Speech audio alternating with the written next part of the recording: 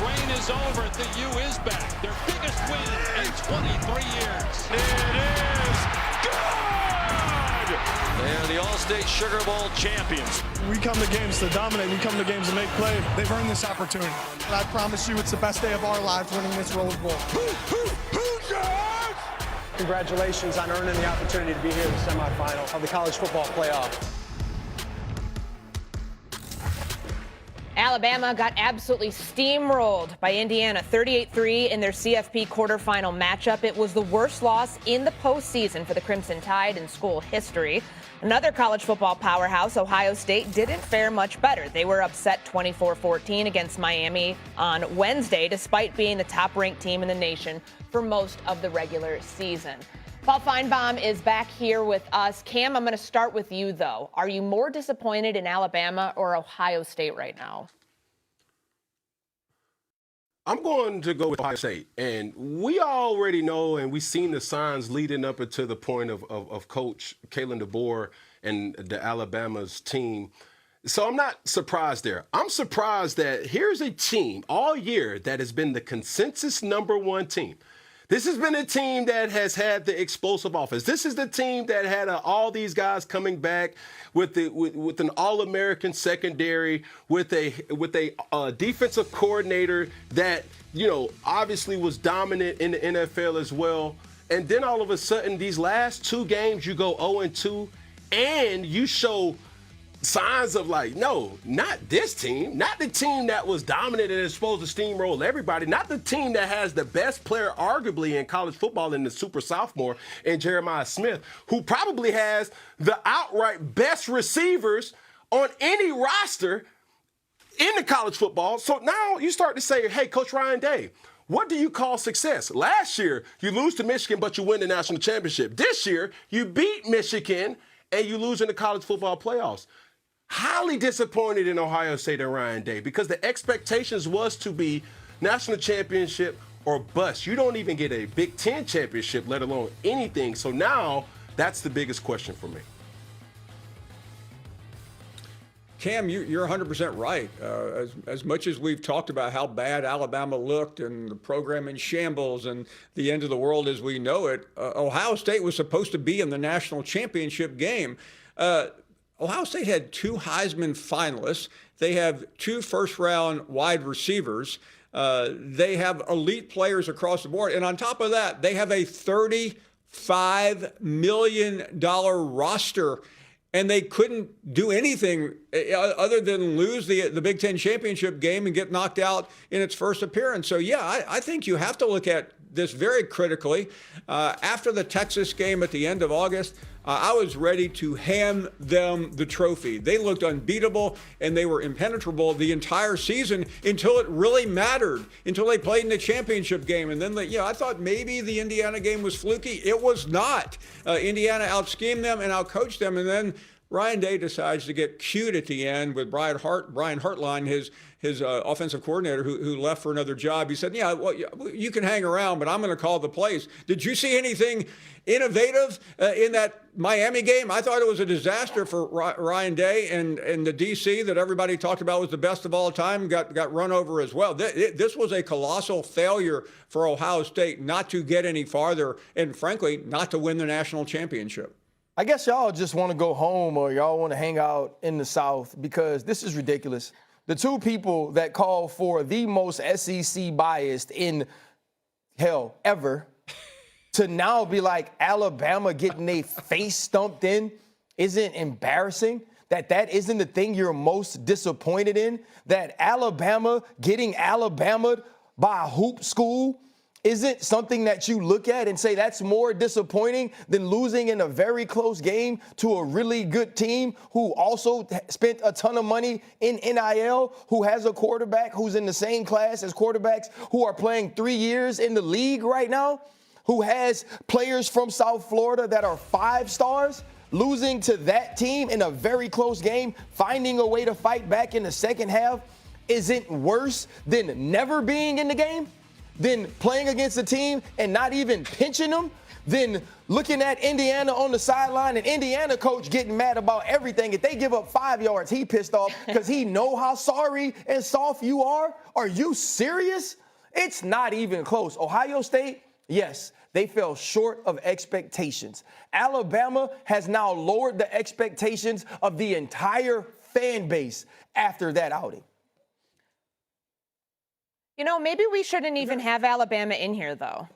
And there's a reason for that. We shouldn't be disappointed with them because they shouldn't have even been in the CFP to begin with. Agreed. You lose by 21 points in your conference championship game. You remain in the 9 seed, and then you show up like that. Like, the writing was on the wall the whole time. Just seems like some people don't want to call that out. Paul, jump right back again. Yeah, I mean, listen, I was about to counter by saying they beat Oklahoma, but Oklahoma probably shouldn't have been in the CFP either.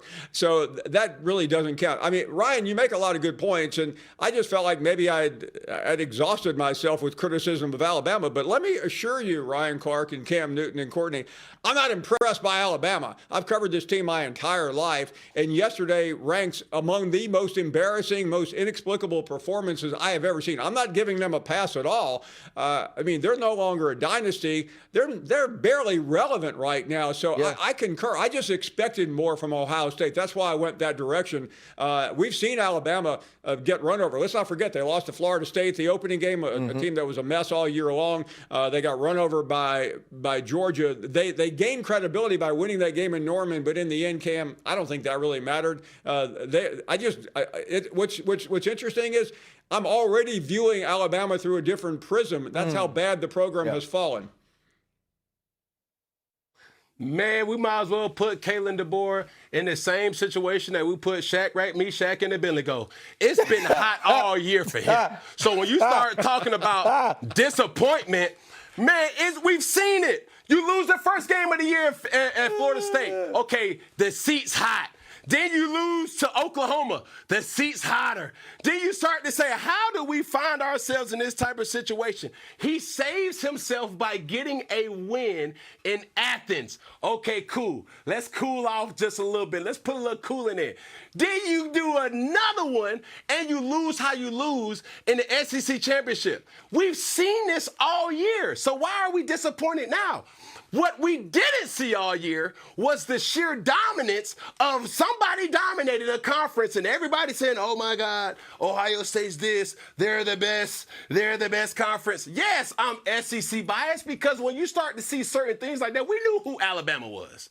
We did not know Ohio State could not protect their quarterback. We did not know that you got all these Ferraris, Maseratis, Rolls Royces on the outside, but you can't protect nobody on the inside. You got a doggone Camry, you got a Prius, you got a Scion, and one of them missing the alternator. So you start to say, Ryan Day has literally masked on, masked off, shout out to Future, his whole dynamic of this season, and now we are sitting up here saying to ourselves, they were who we thought they were. And that's why it's disappointing. They let him off the hook. All right, so that's a good place to go here. So the college football playoff era and the 12-team era, which is now dating back to 2024, but the overall CFP since 2014, the SEC has been the most dominant conference. They've won 6 national championships. However, the conference's last title game came back in 2022 when Georgia took home the trophy. The Big Ten has won since then. Paul? Going to grease the wheels here, get you ready for 3 to 7 p.m. on your show. Are the days of SEC dominance over? See, let me explain something to the audience. I'm wearing an ankle bracelet right now, and if I criticize the SEC, it shocks the system and I can no longer speak. So I'm trying to avoid answering your question.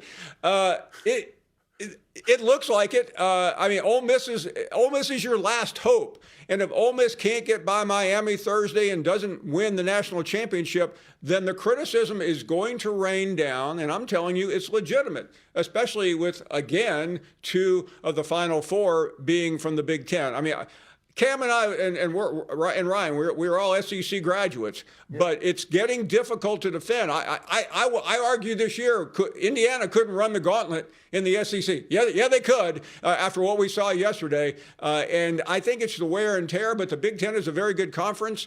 They're very likely going to win it all again this year, and that is going to make all the SEC honks like me have a very cold winter, I can assure you.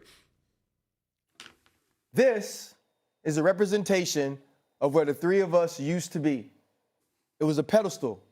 It was a high horse. We could stand on it. We could believe in it because the proof was in the pudding. Today, in 2026, we need to sit our ass down because we ain't the powerhouse no more. And we just got to go on and respect it, right? For so long, we were able to say that because Alabama and Nick Saban were so good. And then, like I said, they'll get a Blinn College JUCO transfer to Auburn and they'll win it. Or Les Miles will find a way to win it. Or Joe Burrow and the LSU Tigers in 2019. Or we had the Tim Tebow run. And so all these things happen. And so we were able to say at all times, look at us. Look at us now. Michigan goes on to win the national championship a few years back. They beat Alabama in the semifinals. Ohio State wins it last year. They beat Texas in the semifinals. Right now, it's looking like Indiana is the team. And if it ain't Indiana, hell, it might be Oregon, and they in the Big Ten too. The SEC has to admit that the NIL and the transfer portal has changed who you can be. No longer do people feel like, I got to go play for Kirby, I got to go play for Nick, because that's the only way to win a national championship, and that's the only way to get to a league. Dudes don't sit for 3 years anymore behind Minka Fitzpatrick because they know if I play 1 year for Nick Saban and I get 4 interceptions, I'm going to win a national championship, and I'm going to be a first-team All-American, and I'm going to go first round in the NFL draft. That don't happen no more. So now, since everybody can pay everybody above the board, that is, it's changed. It's totally different. Why in the hell I want to sit here at Georgia on the bench when I could go to Indiana and be a starter? When I could go somewhere else and be the guy? When I can still get paid $1 million because being a backup here don't pay me as much as being a starter here?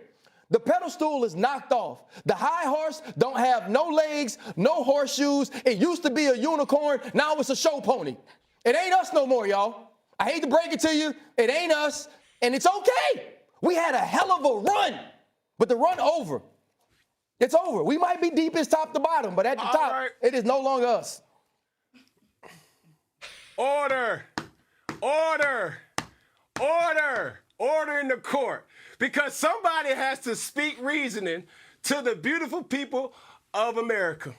And my American people, I will have you to know that the SEC is not and has not went anywhere. Why? Because every team in the SEC does more numbers than every team in the Big Ten, than every team in the ACC, than every team. Man, listen, at the end of the day, everybody knows that if you want to go and get put on, you still go to the SEC. And however great Coach Cignetti is, you still know, I'm not about to go watch Indiana football. I prefer to go watch LSU, Ole Miss, the great Auburn, Alabama, UGA, Tennessee, Arkansas, Mississippi State, way before I watch a Penn State, way before I watch a Michigan State, Iowa State. Man, come on now. Is the dominance over? Yes. Why? It's because the ability to pay players now. But they still don't do the numbers that the SEC does. And the mantra of the SEC, might I remind you, it's just different, Ryan Terry. You and I both know that. Okay. I'm going to say, can I just say this one thing? Can we put on the headline, Cam Newton says SEC is Dallas Cowboys? We no longer win championships, but at least everybody watches us. So that's what you mean, what you're saying, they do numbers. It's the relevancy, the games, the things that people want to watch.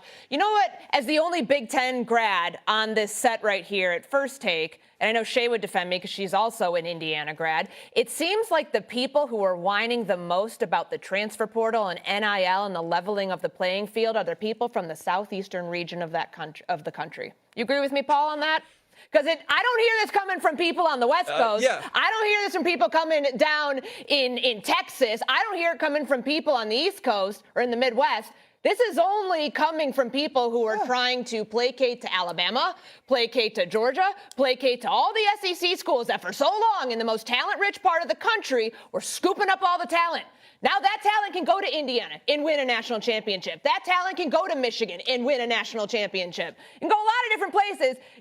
If you want to make it to the league, like Ryan pointed out, and I used to cover the SEC, so I get this.